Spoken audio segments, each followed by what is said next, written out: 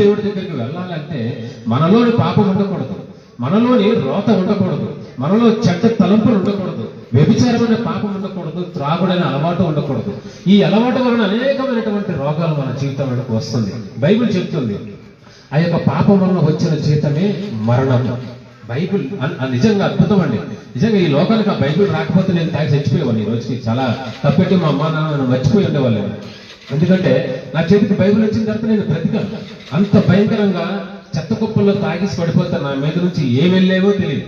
అలాంటి రోత బతుకులో ఉండి జీవించేటువంటి వాడిని నా జీవితంలో యేసుక్రీస్తు ప్రభు వారు ఒక మాట, నేను చర్చి కూడా వెళ్ళలే. నేను చర్చికి వెళ్ళి అందరూ మీరు అనుకున్నాడు వీళ్ళు వందనాలు దేవుని స్తోత్రమా దేవుని బిడ్డలు అంటారని చాలా మంది మమ్మల్ని వస్తే వెక్కిరిస్తుంటారు చాలా మంది.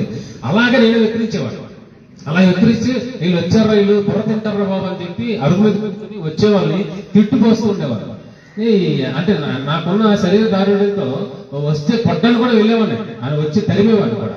అయితే ఒకరోజు ఆ పేపర్ నా చేతికి వచ్చినప్పుడు అందులో ఉన్న మాట నన్ను బ్రతికించింది. ఏంటంటే ఇదిగో నీ నడినెత్తిన చరికాల్లో ఉన్నటువంటి నీ అవయవాలతో ఏ ఒక్క పాపం కూడా చేయనటువంటిది ఒక్క క్షణమైన ఉందా అని లెక్కేసుకుంటే కళ్ళతో నేను చెడు చూస్తున్నాను, నోటితో అబద్ధం మాట్లాడుతున్నాం, చెవులతో చెడు పెడుతున్నాం, శరీరంతో వ్యభిచారం చేస్తున్నాం, చేతులతో త్రాగుతున్నాం, హత్యలు దొంగతనం చేస్తున్నాం.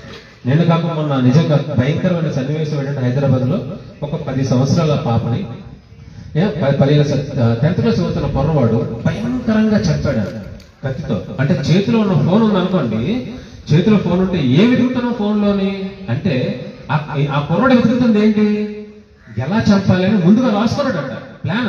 ఇలా ఇంట్లోకి వెళ్ళాలి, కనబడితే ఇలా చంపాలి, కనబడకపోతే ఇలా గ్యాస్ లీక్ చేసి వదిలేయాలి, అదే తప్పు రాకుండా అయిపోతుంది, బయటకు వచ్చిన తర్వాత మన మీద మచ్చరాదని. ఆ కుర్రోడు వయసు ఎంతండి, 15. అంటే 10th క్లాస్ చదువుతున్న కుర్రోడికి చేతిలో ఉన్న మొబైల్ చూసి ఆడు చేస్తున్నటువంటి భయంకరమైన ఆలోచన అలా ఉంది.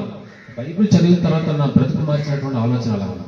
ఒకసారి గమనించండి. 10 సంవత్సరాల చిన్న పాపను చూస్తే మనకి ఎత్తుకొని ముద్దు పెట్టుకోవాలనిపిస్తుంది. అలాంటి పాపని 20 కత్తిపోట్లు గొంతులో పొడిచాడంటే ఎంత రాక్షసంగా మనిషి మారి ఉంటాడు, ఎంత రాక్షసత్వం తన జీవితంలో ఉంటుంటది. ఎవరు మారుస్తారు మరి అటువంటి బుద్ధి నుంచి? ఎవరిని ఆ బుద్ధి నుంచి మనిషిని మార్చే శక్తి దేనికుంది అంటే ఖచ్చితంగా నేను చెప్పగలుగుతున్నానండి, బైబిల్లో ఉన్నటువంటి దేవుని యొక్క మాటకి. అది 2 అంచుల వాడిగల ఖడ్గము అని ఉంటుంది. అంటే అటువైపు ఇటువైపు కూడా. అది విన్న నాకు, చెప్తున్న నాకు, విన్న మీకు కూడా ఆ మాటల ద్వారా మన యొక్క హృదయం నుంచి ఎముకలకు, రక్తముకు, మన కాళ్ళలో ఉన్నటువంటి మూలుగులకు కూడా అది స్వస్థతనిస్తుందంట.